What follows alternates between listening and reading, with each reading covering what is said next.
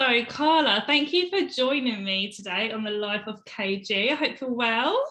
I'm great. I'm excited to be here and thank you for this amazing opportunity. You are so welcome. So let's warm it up and let's do some quick fire questions for you, which you wasn't expecting today. So let's see what the answers are. So, coffee or wine?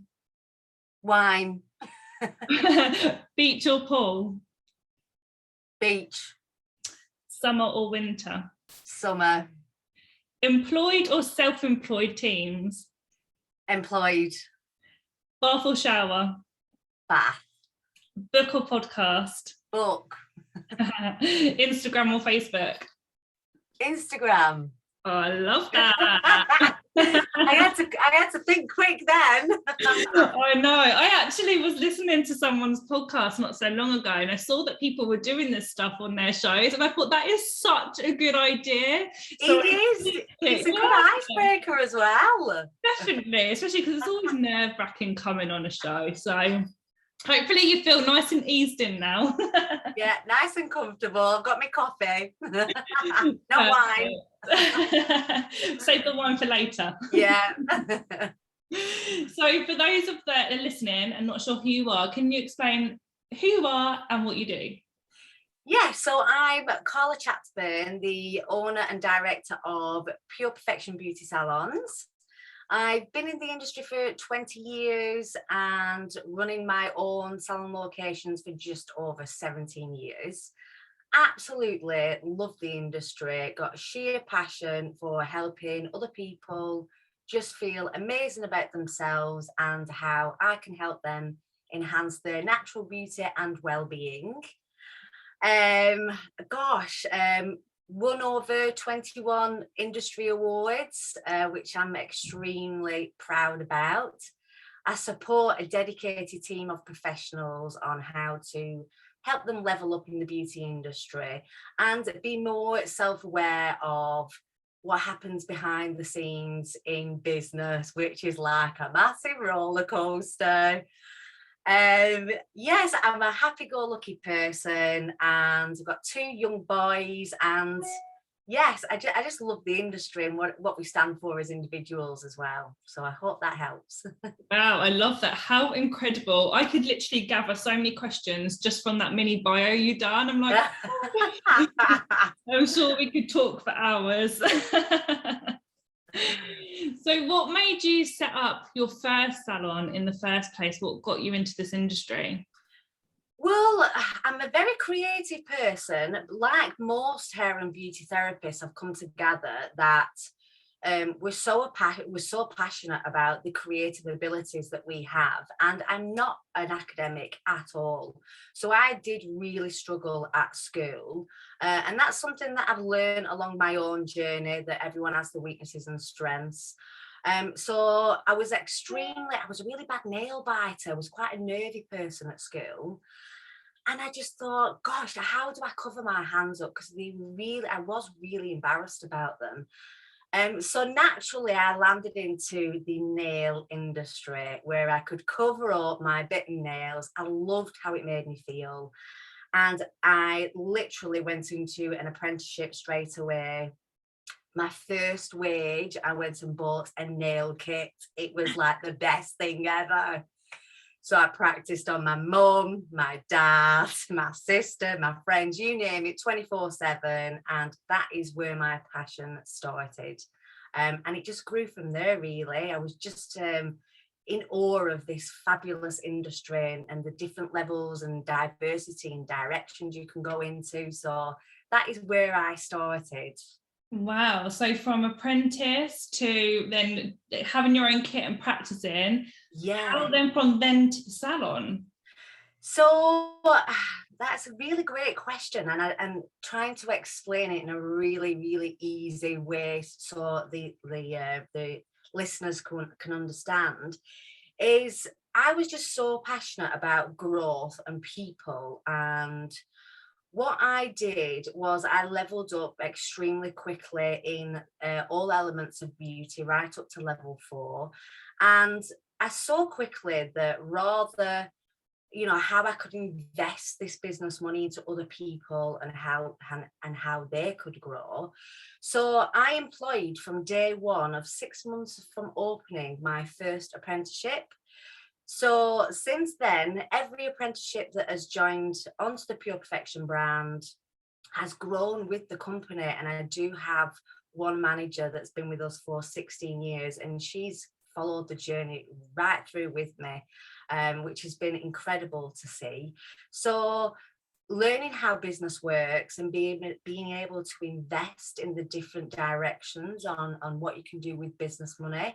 And from then, I had the confidence from the people that I worked with, the trust and the reliability. So I invested in them, which went on to opening on the second 2 locations. Wow. I mean, I know what it's like to open up multiple locations. It is a stress in itself and a big challenge. How did you find the growth? Because it sounds like you've done this whole growth process quite quickly. Yeah, and I'm a very quick person, which is a fabulous strength in business, which I've found out, which is great. I actually invested in a business coach around 6 years ago. And even though I thought I had all my ducks in a row, I kind of had to reverse business backwards. Meeting a business coach and a life coach was truly inspiring and opened my eyes. So with the support from her, she has really helped me dig deep and find out what my own personal brand values are. And to be fair, I have done business backwards because I've had to undo policies and procedures and really work hard on where I wanted the businesses to go in the future. But that has been my light bulb moment, being able to work with somebody who has knowledge and expertise in the areas that I didn't learn at college or in business school. So yes, I should call it beauty business backwards really, but it's been a fabulous journey. Oh, definitely. Coaches and stuff always help. I think people are so worried to invest in themselves. I think, oh, well, I kind of know what I'm doing, or it will take me like however long to get where I need to get. But reaching out to someone that's been there and done it is definitely fast forwards your career, doesn't it? It is, yeah. And I think it helps with the fear that we all hold inside as well. Because we really don't know what we don't know. And that saying has stuck with me for such a long time. You know, life is a journey constantly, and I'm learning 24/7, and the directions that I'm taking are completely different. And just having that mentor there to help you really focus on the things that you don't know and you're unaware of, and just having that support mentor there is absolutely brilliant. Definitely. What challenges have you come across then when it comes to expanding the salons? So for me personally, the challenges were communication and finding out how we can retain such a high level of beauty professional in the industry. So for me, having clear boundaries, policies and procedures in place, that was the most difficult part, because as a team, in order for me to grow personally, I need my team to grow with me. Otherwise, you know, the business gets diluted and we lose great members. So having that clear boundary and respect for all parties as well. Respect in the industry, I think, is really key, even down to the apprentices that start with us as well. So yeah, having a third party come in where you've got employer, employee, and having that third party in the middle help contribute to negotiations, to what everybody wants out of the company. So the communication is definitely been one of the biggest challenges. Yeah, it is definitely hard and something to learn for sure. Yeah. You recently won Beauty Employer of the Year. Well done. What an achievement. Just to add to your list of awards that you've won. Let's talk about leadership in teams. I know lots of salons that I work with, because I'm a salon coach as well as a salon owner, and I know a lot of the teams that I work with, salon owners that I work with, really struggle with teams, building teams, whether to go down employment, self-employment, that type of thing. How have you found running teams and even multiple teams? So first of all, having a clear vision on the company structure was really important, and understanding where I actually fit into the company structure, because for me the best part of the job is working with my clients. That's why I went into the industry. But I also needed to step away from the salon floor in order to work on behind scenes, which a lot of people don't see in a beauty or hair industry in a business. So first of all, I needed to sit down and work out the structure and what job roles and responsibilities were for each person. So there was full clarity on who was doing what, who had to be accountable for certain things. So the overall company structure was the hardest part. Once we actually identified what the main structures were in the business, it was then quite easy to liaise with the managers every 4 to 6 weeks, just to make sure that everybody in the company was accountable, and were they doing the jobs properly? Is there any areas of weakness? And just to really have an honest conversation with each other. Once we had the meetings done, we had a note taker who was actually a business mentor. And then we all knew what tasks we had to be moving on with, and have a look at digital reports and things like that. So it's been a long process, but now we have a clear structure within the company, which just makes life so much easier. Yeah, I guess with everyone knowing exactly what their day-to-day role is, it does help, doesn't it? Then there's no confusion, overlap, everyone knows what they've got to get on with. Yeah, absolutely. And having it written in black and white, it's quite nice actually, because again, when the younger ones come on board, they don't know what they don't know. So it's up to us to make sure that we're accountable for our actions, and that we are educating these people on the cost of business. And it's not just the pretty picture that everyone sees at the end result. There's a lot of layers in there, and I think it's important that they are educated from day one. Yeah, definitely. So how many salons is it you have, Carla? So I've got 3 salons. I've got the Pure Perfection Accrington, that's been going for 17 years. Pure Perfection Clitheroe, that's been going for 10 years. And then Pure Perfection Barrowford, that's in its 6th year now. Wow. And how many team members have you got then? So we've got in total employed team members, we have 12, but then we also outsource quite a lot of the business specialists to other suppliers as and when we need them. Wow. And are you still in the chair? Are you doing treatments, or are you completely out? I came out of the chair and I actually didn't like it. I missed being around people. And for my own mental health, I really wanted to see what was going on the salon floor, and how I can improve things as a business owner as well as a therapist. So I came out for 6 months, which gave me amazing business time for future developments. But I have gone back in, and I do 1.5 days on my favourite ladies that have supported me for 20 years. So I'm super grateful to those ladies, but I enjoy being around the ambience and the hustle and bustle of life. So yeah, I'm back there for 1.5 days, which I love. Oh, but then are you back in like one of your favourite salons, or what salon are you at for that 1.5 days? That's a really good question. I get asked that all the time. I've only ever really worked in the Accrington salon. That's where all my clients are. That's the one that feels most home to me. And the managers in the other locations, that's their babies. So I let them run it with the support of everything that they need from me. And as long as we have brand consistency, I do allow them to put their own slant and personal touches on there, because it's all about them as well. Definitely. Do you visit them much, or do you literally let them run on and get on with it? Well, I used to be a micromanager. That is something that I've learned the hard way. I actually leave it to them now. They have full autonomy. We meet every 6 weeks and we go through statistics, reports, problem solving. We make it fun, but we also have to make sure that we're hitting targets and goals, and how we can recruit and things like that.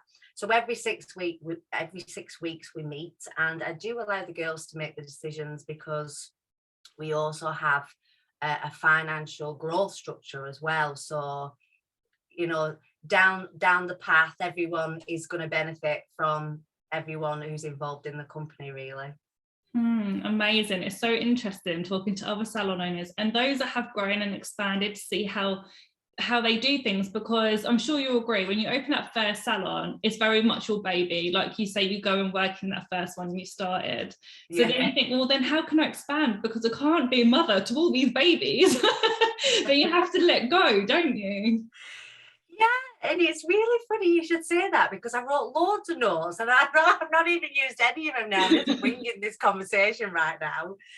I personally feel if you've got that real trust in someone and respect, then let them go and fly. And if something does go wrong, we'll deal with it together. That was my philosophy. And the girls are absolutely amazing. And obviously sometimes it doesn't work out and people fly the nest and go and choose their own path. And I totally respect that. But having the contracts in place and the security from business investments, that was probably the key thing for me. So everybody knew where they stood and what the consequences were.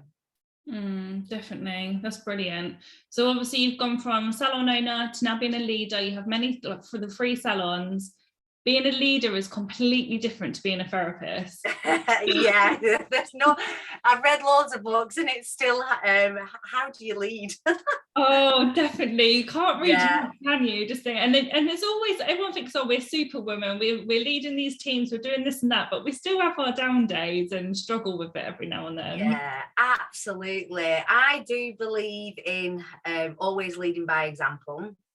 And I think that's probably one of the key important parts of my role. If I'm not prepared to do it, don't expect someone else to do it. But obviously we do have to move up and level up in any parts of any career, not just the beauty industry. But I have had a lot of help off my business mentor, who also keeps me on the straight and narrow with the roller coaster of emotions and things like that. But having structure in any business, making decisions based on factual information, for me has been one of the best things I've ever learned, really, because I'm very much a people pleaser, and anyone in this industry, we serve clients to the best of our ability. We want people to like us. But when it comes to making the harsh decisions, it's like panic, fear mode, I'm going to offend. But I have learned that if you do need to make them uncomfortable decisions, just keep it factual. Look at the facts, and the facts speak for themselves. So that was a massive learning thing for me. And I think a lot of people listening to this will like to take that on board and think, actually, yeah, that's the way to handle things. Because like I said, so we are all people pleasers in this industry. And then I think when we become therapists turn boss, we're like, oh, I don't want to hurt their feelings. They're not going to like this. Or I need to make this decision and it's really awkward. But like I say, if you look at them facts, it does make things a lot more easier, and actually for others to be able to understand as well. Yeah, definitely. And I even had classes on how to be assertive, because that is not taught in college or schools or university. And I just thought, how on earth are you meant to be assertive? Do you have to be, like a power person and someone of authority? And actually it's not. It's just about compromise and making sure that both parties get what they want out of the situation, so everybody's happy. So yeah, learning to be assertive was definitely a roller coaster emotional part for me. Definitely. So I recently read your article about getting the best from your salon team. I would love to hear your top tips on how to get the best out of your teams. Would you mind going through that? No, not at all. Now I have to get my PowerPoint out now. Right, everyone, teaching session to the Yes. No, I'm just going to go with it. So first of all, getting the best out of your team is you've got to find out what drives them. And I used to be really embarrassed about asking this question, but I do get driven by financial reward.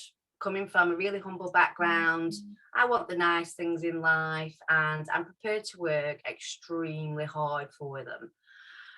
So there's 3 or 4 main categories that I like to find out about the team. Is it recognition and reward?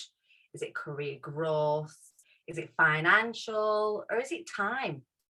And once you identify what drives that individual, it's really, really easy to be able to assess which direction you can push them. Because I have tried to push therapists in such a strong direction of career growth and actually didn't want it. So for me as an employer and leader, it was really important to find out what their main drivers were. So that was definitely key point number 1. Key point number 2 is clear boundaries. Learned the hard way on that one.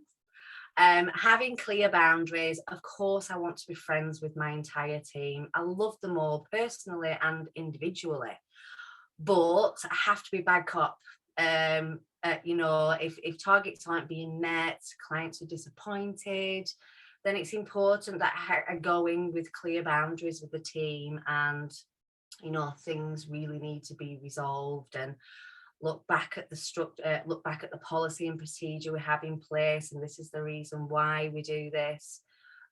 So yeah, getting the best out of the team is being completely translucent with them, and sharing business information with them, so they understand that there's a lot of costs behind what actually goes in the till, because that's all they see.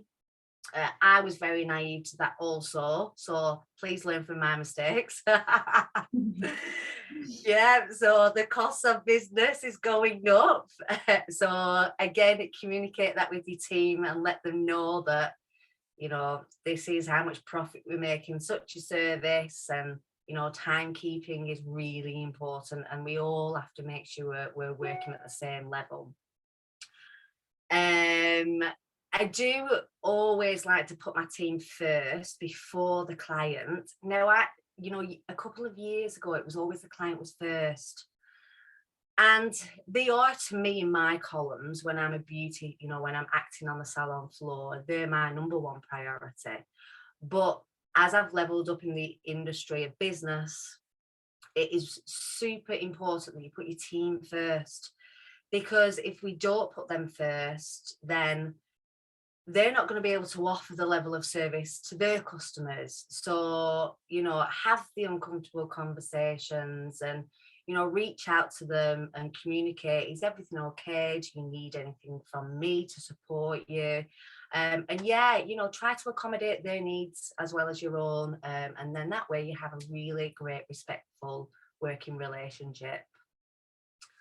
I'm just trying to think if there's anything else in there. Let's have a look. So another one as well, I've always asked the girls, where do they want to take the career? Do they want to grow with the brand? Do they want to diverse in a different direction? Or do they want to own their own salon? And again, I used to be really uncomfortable about asking that question, because we invest so much money in these people. We kind of want them to grow with the company. And I know that's a really selfish thing to say.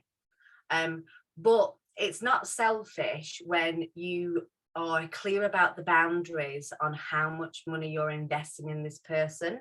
If there's a time frame in there, and if there's a time frame in there and they want to go and spread their wings somewhere else, then that's absolutely amazing, because you've had your business investment back. So again, at the start of the relationship, be really clear on how much you're going to invest in these people and where you can take them within the company. And if they choose to leave, then that is amazing, because you've supported that person along the journey. Just make sure, like any other business out there, that you protect the business investment. And that's something that's probably not clear in the beauty industry, and especially working in a small environment as well. So yes, I'm extremely clear with the drivers and boundaries from day one. I think that's like such a huge thing to hear as well, because, you know, especially when you're employing these teams and you're investing so much into them, it's very easy to take it personal when they get up and leave. And because when there isn't them boundaries there, I learned the hard way hugely as well with my teams back in the day. They're like my best friends, we're like family, and you think all of that, it soon changes. But it's, you know, I had to definitely look at it in a different way of, if they go off and spread their wings, that is incredible. We've given them that opportunity to be able to do that, and the knowledge and know-how how to do that. And, you know, if they're leaving within short periods of times, if your contracts and stuff are up to scratch and they have to pay certain fees back, then you've got that. If not, and they're with you for years, like you said, you get that you've had that investment off them. So it's now time to now go and put that investment in someone else. So I think as long as you then take that personal relationship away from them, yes, I'm still extremely close with my team, but there's that boss relationship with them now, and that definitely does help, doesn't it? Yeah, it does. And we are all emotional people, and I'm speaking for quite a lot of women that I work with, and having to make them decisions, we have to keep them factual. And that's something in business that I've learned, that, you know, have the facts on paper, make sure everybody knows where they stand and you have full clarity. And, you know, I've seen some of my girls move on and open salons, and I'm like the proud mother. I'm like, oh my God, that's amazing. And it's nice to know that I've been able to contribute and inspire them in that way. But the girls that have stayed with the company, they have gone, oh, the things that they're doing now, you know, we are so much stronger as a team. And, you know, I have one manager now that does teaching, and we've launched the, you know, online training programs. And yeah, it's incredible. It really is. And you've just got to be really, really factual to which direction and you know, where people take the career after you've worked with them, really. Yeah, and I think it's a really good time with this podcast coming out, and it's going to be a new year soon, to really sit down with your teams and, like you said in the beginning, like see what works for them and works to their strengths. And you could do that with a new year, fresh start, do it in your one-to-one, find out what really eggs your team on individually, and work with that. Yeah, and it's one thing that came up in our last managers meeting, because we did discuss the opportunities of self-employment. And for me personally, it's quite a grey area, because you've got all the tax complications, the VAT complications, who is responsible for legalities if things go wrong. You know, there's so many grey areas at the moment in self-employment. That we've all discussed that we're not going to offer them opportunities within our brand, because we have to make sure that everyone's working to a level that we can control, and make sure that all our clients are happy. And together, that is so much stronger than being a one-man band. And we all really appreciate that in the company. And, you know, having someone to go to if there's a problem, and the team culture and support is worth so much more. Yeah, definitely. The whole employment, self-employment is a huge great area, and I'm a massive advocate for it in the industry, like doing it right, and whatever way works for your business. Yeah, absolutely amazing. Just make sure that you're not crossing them boundaries, because otherwise you just don't want to end up in trouble down the line. But then if you're wanting to build a brand, have multiple salons like you have, you really need that strong salon culture that you can only really get from employment. Yeah, I totally agree with that. And that has been a really, really hard lesson, because I actually didn't understand my own values and beliefs at the beginning of my career. And being able to identify what you are as a brand and personality and what you bring to the table is really important. And it gives you that clear structure and direction, because you can very, very easily compare yourself to so many other brands out there and what their USPs are. And I see some absolutely incredible businesses out there, but when I have to bring back my core values, I understand why we're very, very different. So understanding your own team culture and core values is so important. Definitely. God, we could talk for absolutely ages about this. We've gone completely off track. We'll be friends after this, Katie. Definitely. What's next for business with you then? So, good question. I had a couple of meltdowns during COVID and I wanted to give up. How many times did you want to nearly sell it? I was like, that's it, I'm changing my career. And then I thought, oh gosh, what else would I do? So a bit of a reality check and gratitude moment, to be fair. So since COVID, I wanted to bridge the gap on how I could really support my apprentices and level up in everything that I've learned over the last 20 years. So I have built a confident beauty therapist program. So when we do get the newbies on board, they have everything under one umbrella, so they can study in their own time, and they can level up as fast as they want to if they choose to. So it can be pitched at any level from 1 all the way up to 4. So that is going to be probably one of my most passionate and inspiring journeys, which I want to share with anyone that comes on board. And just pass on the knowledge, give a little bit back, really. Yeah, I absolutely love that. And what a great opportunity that you're offering to people to join this industry. It's just incredible. I absolutely love it, but I'm biased, and and business is it's a challenging area.